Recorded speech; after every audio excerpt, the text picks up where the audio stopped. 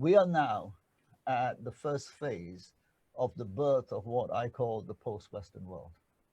And this is very troubling for those who have essentially written the rules over the last 300-400 years. Again, I want to caution people about thinking I'm having a bash at the West, etc. This is the world we live in.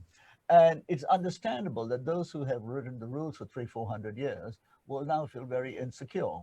They're more enlightened Europeans, the Germans, etc., given their history, kind of understand, hey, we know what happened. The Americans don't seem to, for all the reasons that we won't explore now, and therefore they're leading the charge. But the post-Western world is essentially manifesting itself in the most powerful way through the rise of China, right?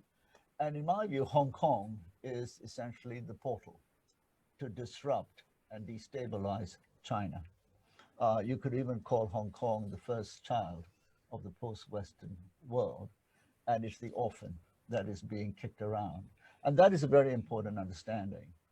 Therefore, when I look at what that means in terms of the context of what I write about and speak about, I think the very interesting thing that is happening in the world is that essentially we're going to have to live in a world in the 21st century, particularly my views about economic models, sharing, constraints, etc., in a world in which the previous economic and governance model, which is essentially shaped by the West, are out of date.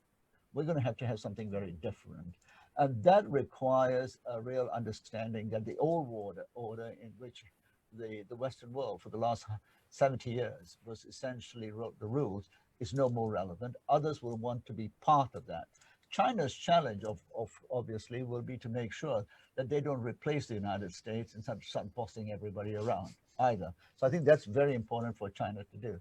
So coming back to Hong Kong, Hong Kong has to decide how and understand, and that's the education part, I think, what role it plays at this very historic moment of the birth of the post-Western world, and therefore the issue of freedoms, etc.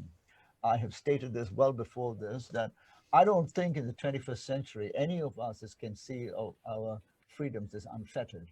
This is religion in the United States, and we can see where you see your freedoms as unfettered, unconstrained by anything, any social obligations. There's no obligation to the collective welfare. We've seen the sorry mess, and we all hope the United States will recover from what's happening there. But that is essentially 60, 70 years of exceptionalism.